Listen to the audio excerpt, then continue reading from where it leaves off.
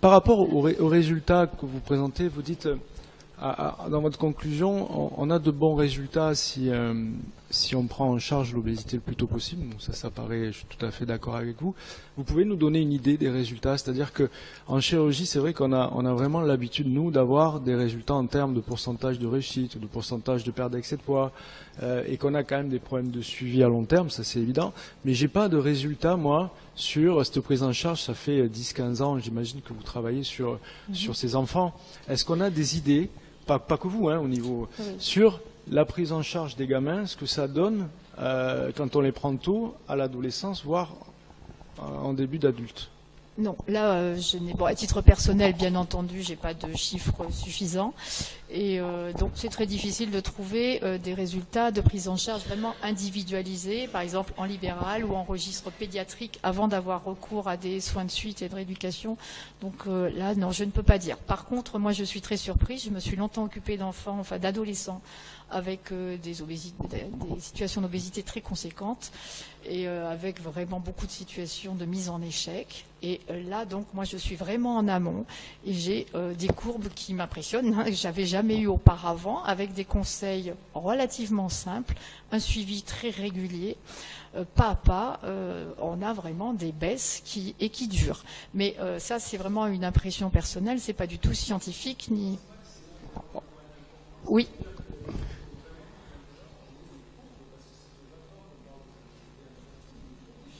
Oui. Oui, oui. Je crois que, si vous voulez bien, on va essayer de gérer. Il y a différents intervenants et je souhaiterais que tout le monde puisse s'exprimer. Donc, je néglige pas du tout la question de David sur laquelle on reviendra. Mais j'aimerais quand même que chaque intervenant vienne est là et puisse se présenter et puis voir comment il voit sa place en tant que professionnel dans cette prise en charge de l'obésité. Ça me semble important que chacun puisse parler et qu'on débatte après.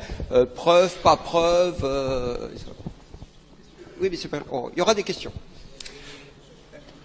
Oui, donc bonjour. Donc Fabrice Boulet, psychiatre à Nîmes. Donc moi, je comptais vous parler un peu de thérapie cognitive et comportementale, mais visiblement, on me castre un petit peu. Donc pour un psychiatre, c'est assez original. Donc, en gros, je vais le faire oralement, puisque ça prendrait trop de temps et on est déjà très en retard. Moi, je propose donc effectivement une prise en charge cognitive et comportementale dans les types de psychothérapie qui ont été validés pour la prise en charge de l'obésité. Alors, que ce soit pour des patients qui n'ont pas recours forcément à la chirurgie, ou par contre maintenant de plus en plus pour des patients qui auront recours à la chirurgie, mais dont on pense que effectivement une prise en charge de ce type-là pourrait, on va dire, encore plus valoriser le résultat et éviter les échecs dans certains cas. Donc, croulant sous la demande, j'ai décidé de faire des groupes sur Nîmes. Je travaille au CHU de Nîmes, j'ai oublié de le préciser, avec, on va dire, des séances qui sont plutôt écourtées par rapport aux programmes qui sont validés dans d'autres pays. Il n'y a pas de programme validé en France. On est très en retard sur les études en thérapie cognitive et comportementale en France, avec le bémol qu'un patient nord-européen n'est sûrement pas un patient français. Si je prends l'exemple de mon groupe d'hier, en général, avant que je commence le groupe, je prends 8 personnes, il y a à peu près 30 personnes qui sont sur la liste d'attente. Quand le groupe commence, je suis à 8-9, et hier on était 2. Donc, vous voyez que les patients demandent beaucoup, mais ne respectent pas forcément après et ne jugent pas forcément absolument comme indispensable la chance qu'ils ont de pouvoir venir dans ce type de groupe. Donc, mais ça, c'est une question d'éducation du patient français, c'est un autre débat.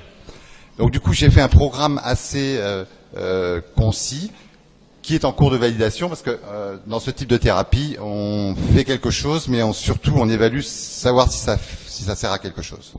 Donc du coup, il y a la cohorte qui continue. Je pense bientôt pouvoir présenter des résultats sur une cohorte qui devrait être d'une 60aine de patients. Je vais m'arrêter là, pour que vous puissiez poser des questions éventuellement sur ce type de recours. Merci. On passe donc la parole et je vous laisse vous présenter. Donc la diététicienne, je vous laisse.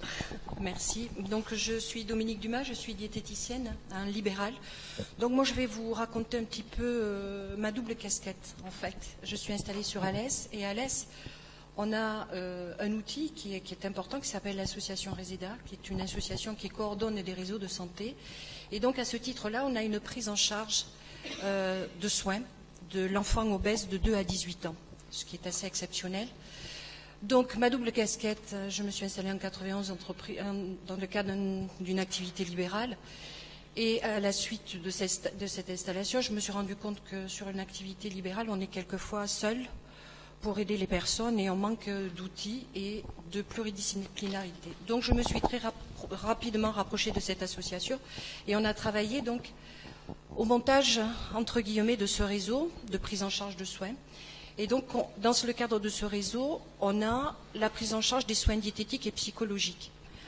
En parallèle, sur le territoire alésien, le bassin sanitaire alésien, on a aussi des actions de projets partenarial de prévention de l'obésité. Je m'excuse, c'est des termes qui sont très longs, mais ça veut dire qu'on travaille depuis déjà de nombreuses années sur le territoire dans la prévention, c'est-à-dire au niveau des collèges, au niveau des lycées, avec des partenaires. Alors j'ai bien aimé l'intervention du partenaire social, je ne sais pas si elle est encore là, mais on travaille avec on travaille avec le conseil général, donc avec des assistantes maternelles aussi, des assistantes sociales, des infirmières de PMI, etc. On a créé, et ça n'a pas été facile, et ça reste encore à travailler et à améliorer, un réseau, ce qu'on appelle les réseaux, pour pouvoir essayer de prendre en charge au mieux donc ces enfants, puisque là ça concerne uniquement les enfants de 2 à 18 ans. Voilà, je vais donc passer le micro à ma collègue. Merci beaucoup. Qu'on remercie beaucoup. Je suppose que vous êtes Madame Godard, psychologue, c'est ça? Voilà. Là, je le souligne parce qu'on a eu beaucoup de mal à trouver une psychologue qui vienne parler avec nous. Donc, je vous remercie particulièrement d'être là et de nous parler donc, de la place des psychologues dans cette question. Donc moi je suis spécialisée dans les troubles des conduites alimentaires, donc je suis psychologue clinicienne et j'ai une expérience, donc je travaille en libéral et j'ai travaillé aussi en clinique. Donc je fais partie du réseau obésité infantile d'Alès, donc ce qui est super dans le sens où on peut travailler avec des médecins, avec des diététiciens qui permet une prise en charge au niveau des enfants qui est très intéressante. Dans le sens où là, on peut, vu que les consultations sont gratuites et dans un certain cadre, on travaille en réseau, donc on travaille réellement avec les diètes. Et ça, c'est une chose que auparavant on pouvait pas avoir. Donc ça nous aide énormément parce que la place des diététiciens, elle est très importante. Enfin, c'est vrai que finalement, il y a peu de diététiciens qui ont parlé, mais voilà, ça c'est vraiment important parce que finalement, on voit le médecin est souvent prescripteur, mais de temps en temps, en fait, c'est les diététiciens qui prennent le relais et qui les voient régulièrement, et notamment aussi les prises en charge psychologiques. Alors bon, moi j'ai des questions. En fait, je suis venue parce que je me pose beaucoup de questions par rapport à la prise en charge de l'obésité, et notamment l'abandon. Ça se passe très très bien au niveau de la prise en charge des enfants parce qu'on a une équipe qui est pluridisciplinaire et que ça fonctionne très bien. Par contre, je me pose beaucoup de questions par rapport à la chirurgie bariatrique, dans le sens où j'ai vu des patients en pré-op, et quand on voit les contre-indications, notamment les addictions, parce que je suis spécialiste dans les addictions, et je vois des patients qui se font opérer avec des problèmes d'alcool, certes, enfin, oui, souvent, et des troubles psychiatriques, et ça me pose question. Et ça me pose question aussi au niveau du post-op, où on dit aux patients qu'il va y avoir une prise en charge psychologique, parce que quand on se rend compte que la perte de poids, quand elle est massive, et en si peu de temps, l'image corporelle est complètement, enfin, vraiment, les patients ont du mal à se repérer, et clairement, il n'y a pas de prise en charge après. La prise en charge est médicale. Ça, je suis d'accord, ils sont pris en charge avant, au niveau endocrino, au niveau ça, mais au niveau psychologique, on a les patients arrivent, moi je vois pas mal de patients qui se sont fait opérer, qui ont repris leur poids et qui n'ont pas eu de suivi psychologique. Et ça me questionne et voilà, en fait, en gros, je voulais en parler ici parce que vraiment, je me dis c'est l'occasion d'en parler et qu'est-ce qu'on fait des patients et comment on fait après ça. Je suis pas contre la chirurgie, je suis tout à fait pour parce que je me dis que pour certaines situations critiques, c'est important. Mais après, comment on prend en charge ces patients-là? Parce que j'ai l'impression, en tout cas sur Alès, nous, on n'a pas grand-chose. Oui. Je vais animer, David, t'inquiète pas, tu pourras parler comme tu veux. Il y a des difficultés, il n'y a pas la prise en charge idéale, et c'est important, et donc on est là pour débattre. Évidemment, sur la chirurgie, on peut pas se passer de la réponse de David, et donc je passe la parole à David. J'ai l'impression que tu veux pas que je parte. Je parle, je m'en vais. Attends, je m'en vais.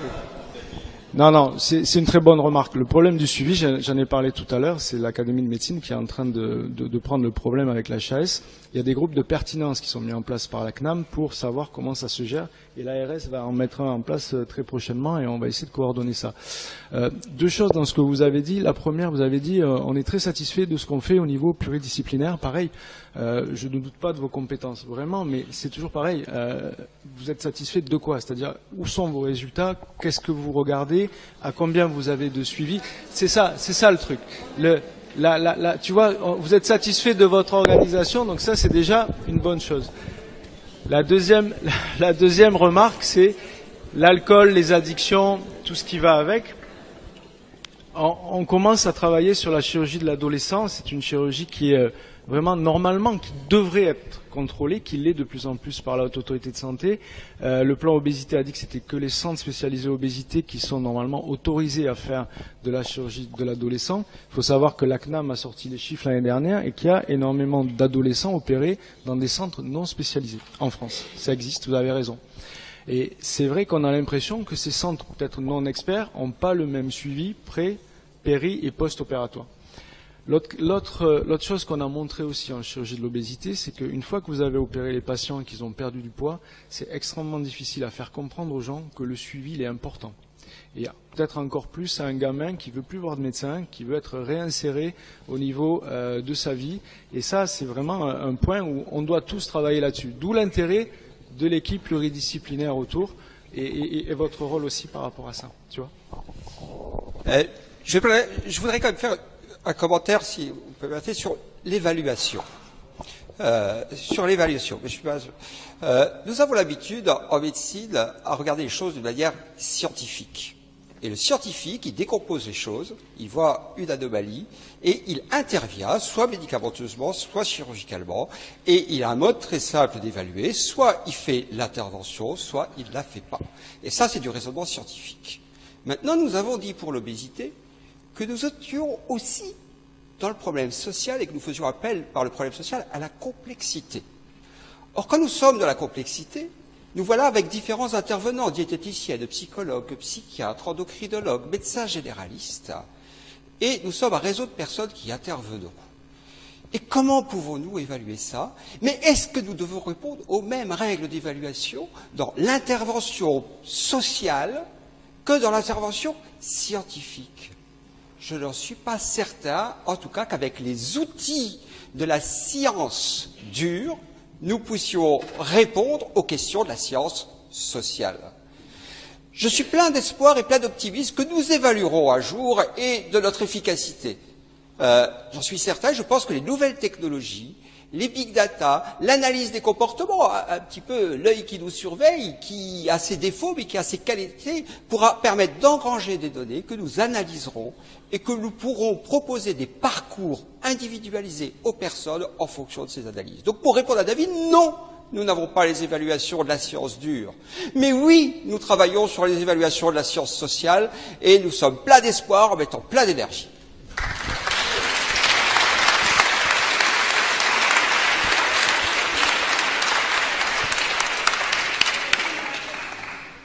Je ne sais pas si quelqu'un... Vous n'êtes pas obligé, hein, comme vous voulez. Comme vous, pas obligé. C'est juste compléter ce que vous venez de dire, qui d'ailleurs m'a fort plu. Alors, juste pour répondre aux évaluations. Alors, dans le cadre de ce réseau, je peux répondre que de ce que je connais, je pratique depuis... Voilà, c'est pour ça que je réponds. Et que j'aime bien parler de ce que je fais, parce que je suis passionnée de ce que je fais. Donc, c'est un réseau qui existe depuis 2009, et c'est vrai que nous avons des évaluations, parce qu'on a créé des outils. Voilà, on a créé des outils pour pouvoir évaluer. Alors, certes, on va rester très scientifique, le Z-score, l'IMC, etc. Cette évaluation, on la donne bien évidemment à l'Agence régionale de santé, qui est notre financeur premier. Donc, on ne fait pas n'importe quoi, on évalue quant au caractère social et à la relation. Alors, moi, je peux l'évaluer sur mon petit territoire. Hein. C'est quand je rencontre sa famille et le jeune et qu'il m'appelle de l'autre côté de la rue et qu'il me dit « Dominique, tu as vu, ça marche encore ». Voilà, je suis un peu comme Madame Do. Hein. C'est-à-dire que je peux avoir une petite évaluation à mon niveau. Mais on est quand même... voilà, c'est vrai que l'évaluation, il faut la faire, mais il faut créer les outils. Voilà. Déjà, l'amour et la passion de son métier, ça fait déjà beaucoup. Le docteur Arnaud. Oui, donc je me présente, je suis Claude Arnaud, je suis psychiatre. Je travaille exclusivement dans la prise en charge des troubles du comportement alimentaire. Et je suis membre du GROS, c'est-à-dire le groupe de réflexion sur l'obésité et le surpoids. Donc j'avais plusieurs réflexions à faire sur les interventions. Madame Dohan, vous avez parlé des compulsions alimentaires chez certains enfants. Après, vous parlez de propositions hygiéniques, hygiéno-diététiques simples. Que fait-on quand il y a des compulsions alimentaires?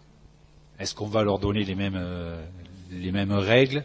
Est-ce que on ne va pas surtout éviter, j'ai beaucoup de questions à poser, éviter de poser justement des interdits, parce qu'on sait que ce sont les interdits qui vont faire le lit de la compulsion, hein, et que je pense qu'il y a beaucoup de choses à dire là, par rapport à ça. Vous avez parlé aussi d'un rôle essentiel dans la stigmatisation de l'obésité, et notamment des moqueries à l'école.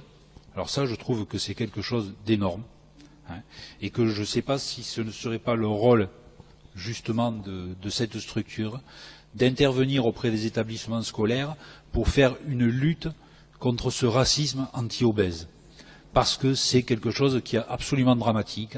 Et on sait bien aujourd'hui, hein, que la naissance d'un trouble du comportement alimentaire, le facteur que l'on retrouve le plus souvent, c'est l'existence d'un surpoids dans l'enfance.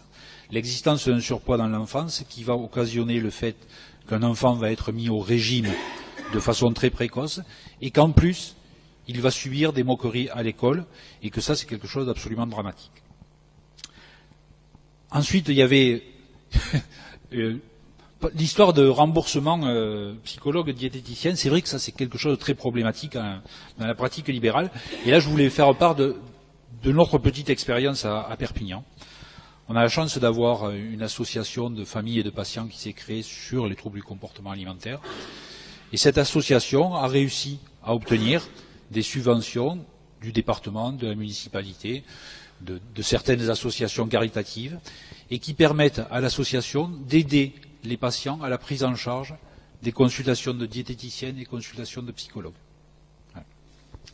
Dernière réflexion que je voulais faire, c'est par rapport à ton intervention, Martine, sur les contre-indications à la chirurgie bariatrique. Alors ça, c'est un terme qui me fait bondir, parce que je pense qu'il vaudrait mieux parler de précaution d'emploi plutôt que de contre-indication.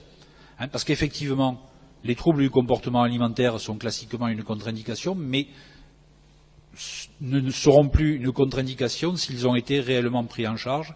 Et effectivement, c'est cette prise en charge qui va être absolument capitale et qui va peut-être faire tomber justement ces contre-indications dont je préférerais le terme de précaution d'emploi. Voilà, merci.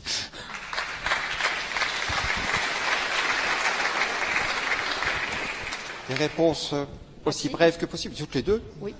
Alors, je vais répondre rapidement. Pour les compulsions alimentaires, d'abord, elles sont assez rares dans ma pratique quotidienne, mais j'y vais au-devant, hein, donc je questionne, et lorsque je les repère, pour moi, je vais très rapidement me rapprocher d'un pédopsychiatre. Hein, pour moi, seul, je ne peux pas faire. Donc ça, c'est clair. Et après, on va essayer de travailler en partenariat, hein, pour faire passer les messages. Donc ça va être une équipe de SSR, hein, ou le CSO.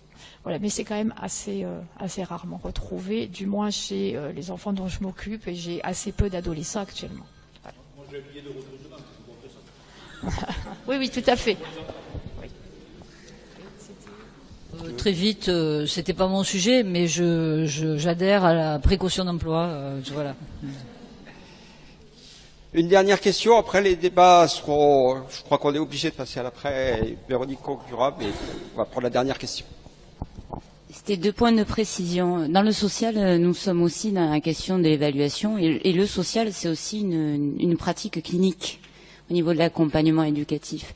Donc nous aussi, on a des outils d'évaluation. Des chiffres, il en existe en PMI sur 0-6 ans, et c'est ce que j'essayais de faire apparaître tout à l'heure. Toute la problématique, c'est après 6 ans. Il n'y a pas d'éducateurs dans les écoles, il n'y a pas d'éducateurs dans les collèges, et c'est là où la souffrance psychique explose. entre problématiques adolescentes, exclusion par le corps, exclusion aussi par la question de appartenir à un groupe ou pas, et nous sommes absents. Donc tout le problème se situe là. Ensuite, sur les questions de prévention, avec la Ligue, on est en train de développer un axe de prévention au sein des écoles. Donc ça va pas être simple, parce qu'aujourd'hui le grand absent c'est l'éducation nationale, par exemple sur un colloque comme celui-là. Il devrait être là, mais oui, mais il devrait être là aussi au niveau des petits enseignants, j'ai envie de dire, parce que le problème se joue sur l'école maternelle, grande section, CP, CE1, sur toute la chaîne scolaire. Or, on voit bien que on sait prendre en charge sur une tranche d'âge et qu'après la rupture se produit sur l'autre. Donc, l'obésité, elle se construit. En fait, c'est ça le problème, c'est que cette maladie se construit. On est à un moment donné en surpoids et on devient obèse parce qu'il y a des ruptures dans le parcours et que l'isolement s'installe. Donc les outils d'évaluation, on ne pourra les construire ensemble que si chaque partie prenante professionnelle se rencontre sur des instances comme celle-ci. Merci. Toute dernière question, alors. Hein. Ah non, monsieur, toute dernière.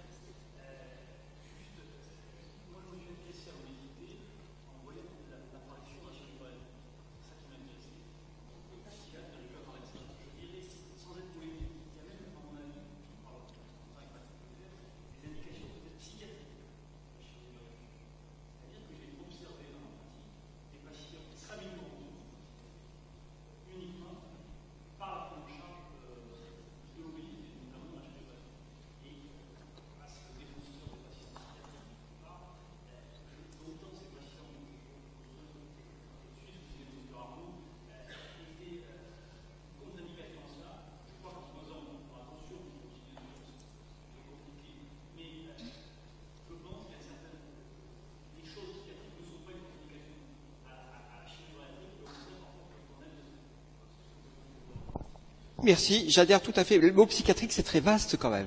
Hein, donc, il y a certainement... Il va être le temps de conclure. Donc, sur cette session du deuxième recours, on voit bien qu'il s'articule entre le premier et le troisième. Les missions du deuxième recours, pour essayer d'être synthétique peut-être sur tout ce que l'on vient de partager. Donc, aider le premier recours lorsque les objectifs thérapeutiques ne sont pas atteints.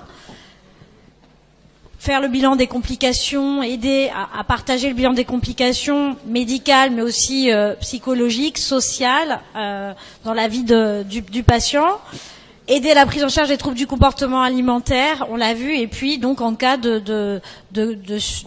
d'indication et de suivi de la chirurgie bariatrique. Et je compléterai juste pour conclure, notamment en cas de grossesse après la chirurgie bariatrique, puisqu'on sait qu'une grossesse après chirurgie est une grossesse à risque. On a maintenant des données bibliographiques qui le montrent. On améliore certains paramètres. On a aussi certains autres risques, notamment en termes de petits poids de naissance, en termes de conséquences des carences. Donc là aussi, le deuxième recours peut être sollicité dans ces cas spécifiques. Je vais remercier tous nos orateurs pour tout ce qu'ils nous ont amené à partager aujourd'hui.